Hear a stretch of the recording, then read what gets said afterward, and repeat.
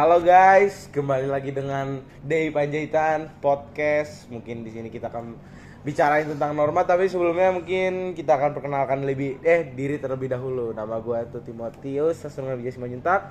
Dan nama gue Timothy Alexander Bagaskara. Kebetulan di sini kita berdua podcast antara sama-sama Timothy ya kan. Langsung saja tanpa basa-basi kita langsung pertanyaan pertama. Untuk pertanyaan pertama, menurut lu gimana sih tentang norma itu? Maksudnya gimana nih tentang norma? Mungkin norma dalam Pancasila lah. Norma dalam Pancasila. Menurut gue norma itu kan kayak adalah peraturan-peraturan ya. Peraturan-peraturan atau kesepakatan yang disepakati untuk diikuti atau untuk ditaati oleh orang-orang yang ada di sekitar situ. Makanya ketika kita ada di satu lingkungan, ada norma-norma yang berjalan di situ, yang disepakati oleh orang-orang di situ. Jadi misalnya kita lagi di sekolah nih, ada norma-norma di sekolah kan, kayak lu harus pakai baju seragam. Terus kalau di agama ada norma agama kayak nggak boleh mencuri. Oh iya boleh, benar. Ngeliat yang aneh-aneh gitu kan. Nah, jadi sesuai dengan lingkungan yang kita ada gitu, di lingkup agama, makanya ada norma agama, norma kesusilaan, norma hukum, dan ada beberapa norma-norma yang lain. Berarti juga jenis-jenis ormas tuh emang banyak banget kan? Ada beberapa, ada 5 atau berapa gitu.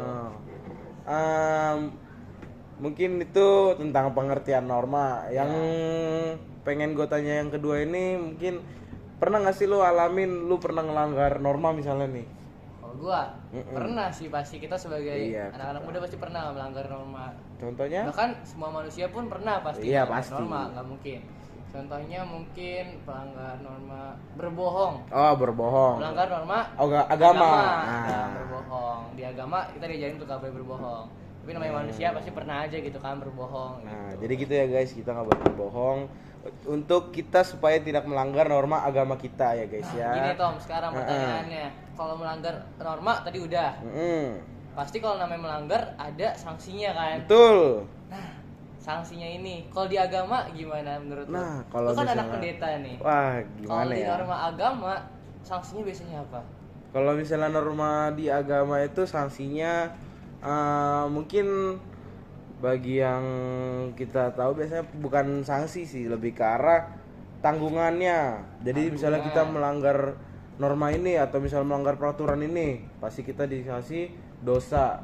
Oh, jadi tanggungannya lebih ke dosa nih. Nah, dosa ini nanti akhirnya bisa dosa itu bisa menjadi pertimbangkan lebih banyak dosa atau lebih banyak kebaikannya.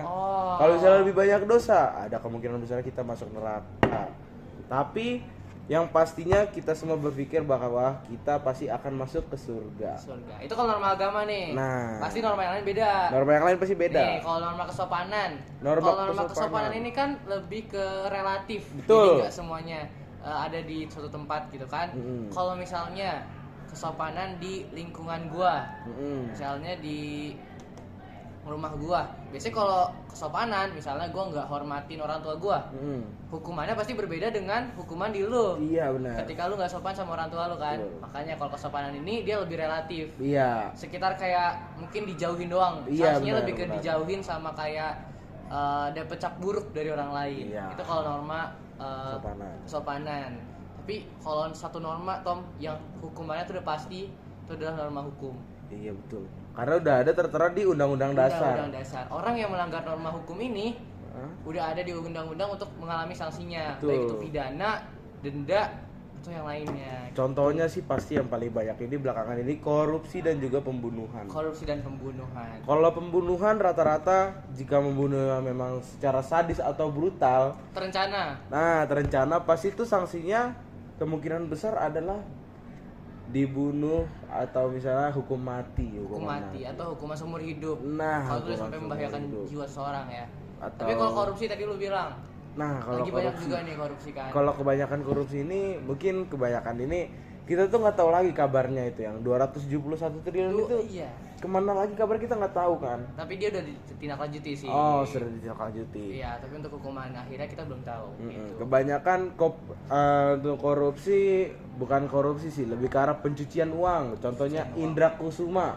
Indra Kents Binomo ya. Nah, itu dia mencuci uang, bawa mobilnya banyak banget tuh sampai dia bilang uang murah banget. ternyata dia ditindaklanjutin dengan denda 10 miliar. Waduh. Dan juga hukuman penjara 15 tahun. Jadi kalau norma hukum ini paling sadis sadis sebenarnya. Apa namanya? Sanksinya juga sadis gitu. Untuk itu mending kita taati norma hukum ya guys ya. Jangan kita lawan pokoknya norma-norma ini. Norma yang ada ya. Nah, jangan kita anggap sepele. Kesusilaan, kesopanan, norma hukum, norma-norma yang lain. Gitu. Pokoknya kita itu harus benar-benar ingat norma, bukan menginginkan apa yang hawa nafsu kita inginkan. Tapi kita harus menaati norma hukum, norma agama, kesusilaan, kesopanan yang ada di Indonesia ini ya guys ya. Mungkin sekian aja kali ya norma kita kali ini. Sekian podcast dari kami. Dadah guys. Dadah.